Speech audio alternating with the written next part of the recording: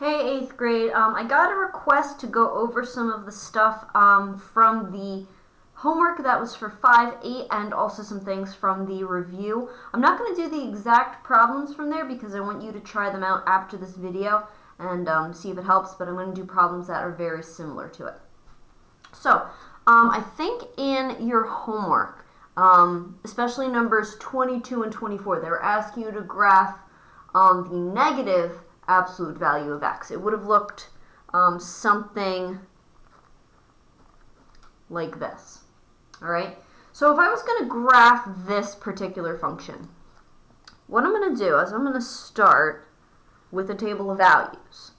If you're ever confused about where to start for a function, do a table of values. Let me extend this. I always make it too short. All right. So I'm going to go to my go-to 5 values of -2, -1, 0, 1, and 2. Okay, so if I plug in -2 here, that would become positive 2. But this negative is on the outside. So even though this comes out as a +2, it becomes negative again. So -2, this would be -1, 0 would be 0. If I plug in 1, it would come out as +1, but again, this negative on the outside makes it negative. So when I plug in 1, I get -1, and if I plugged in 2, I would get -2. So if I was going to go ahead and graph this, actually, you know what? I'm going to grab a piece of graph paper. Give me 1 second.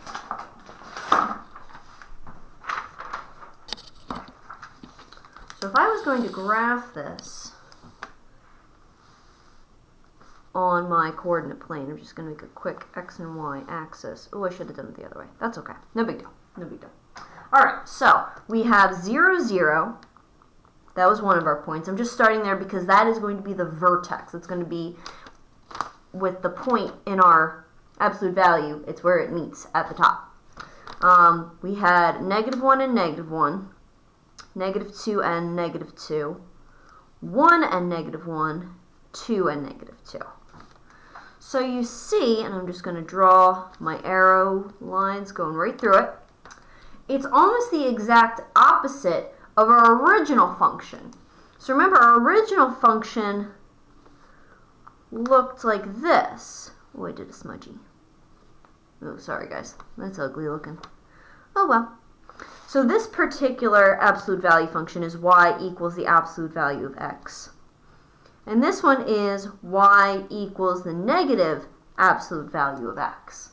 You can see how they're related. It's almost like it flipped right over the x-axis here. So a couple of the problems in your homework were asking, well, what would happen if you did a couple things to this function?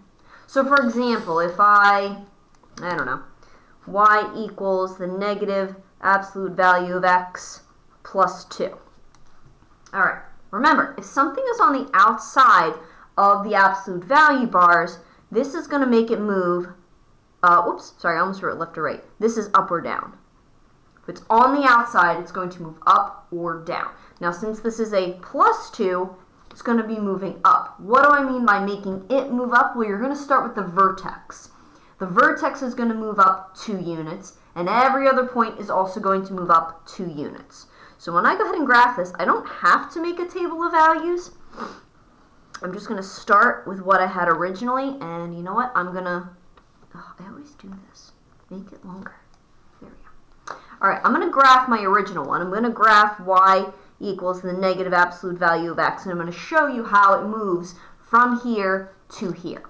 So this would be 0, 0, -1, -1, -2, -2, 1, -1, 2, -2. All right, so that is my original function. You can call it your parent function. I'm going to highlight that in pink.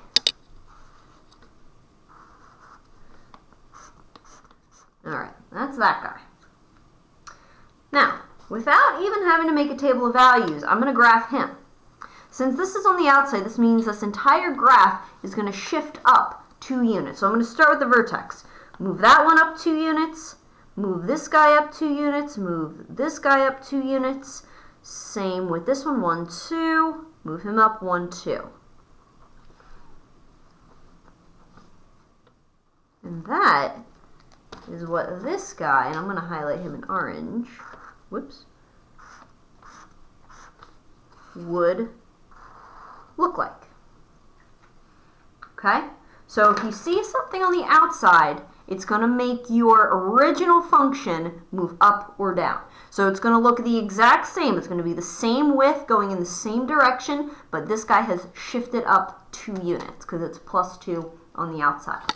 Let me show you what happens if we add something to the inside. So let's say, I'm going to graph both of these, negative absolute value of x and negative, let's do x +1.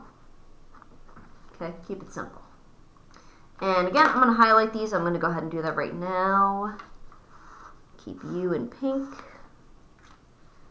And we'll keep you in orange. All right. So I'm going to graph both of these and show you how we go from here to this one. What's going to happen? So I draw absolute value, draw, oh, why am I calling that absolute value? That's called an axis, Miss R. Goofy pants. Okay. So I'm going to graph this guy first. 0, 0, -1, -1, -2, -2, 1, -1, 2, -2.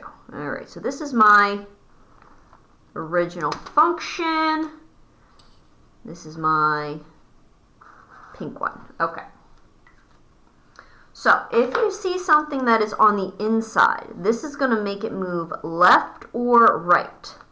Now, if you recall from the notes, it's kind of counterintuitive. You would think, since this is +1, it would move to the right. However, that is not the case.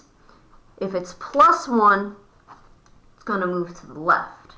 If I saw something that was minus in here, like -3, then it would be moving to the right. So this one's going to be moving 1 unit over to the left. It's going to look very similar to this, except it's just going to be shifted over. So I'm going to start with the vertex, shift him over 1 to the left, you to the left, you to the left, you to the left, you to the left. All right, draw my arrows, just like that. And highlight.